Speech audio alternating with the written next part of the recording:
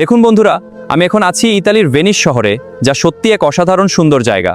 কিন্তু এই শহরের সৌন্দর্যের পেছনে লুকিয়ে আছে অনেক ইতিহাস। চলুন আজ সেটাই জানার চেষ্টা করি। ভেনিসের ইতিহাস শুরু হয় রোমান সাম্রাজ্যের পতনের পর, প্রায় ৫ম শতাব্দীতে। তখন যুদ্ধ থেকে বাঁচতে মানুষ অ্যাড্রিয়াটিক সাগরের ছোট ছোট দ্বীপে আশ্রয় নেয়, আর সেখান থেকেই গড়ে ওঠে আজকের ভেনিস। আর শুরুতে মানুষ পানির নিচে কাঠের খুঁটি পুঁতে তার উপর ঘর বানাতো।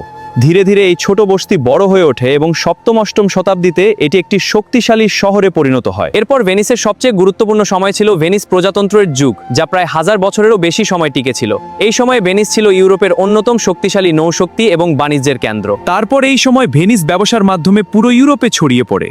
সিল্ক, মশলা আর মূল্যবান পণ্যের বাণিজ্যে এই শহরটি ধীরে ধীরে বিশ্বের অন্যতম ধনী শহরে পরিণত হয়। ভেনিস শুধু ব্যবসার জন্য নয়, শিল্প ও স্থাপত্যের জন্য বিখ্যাত ছিল।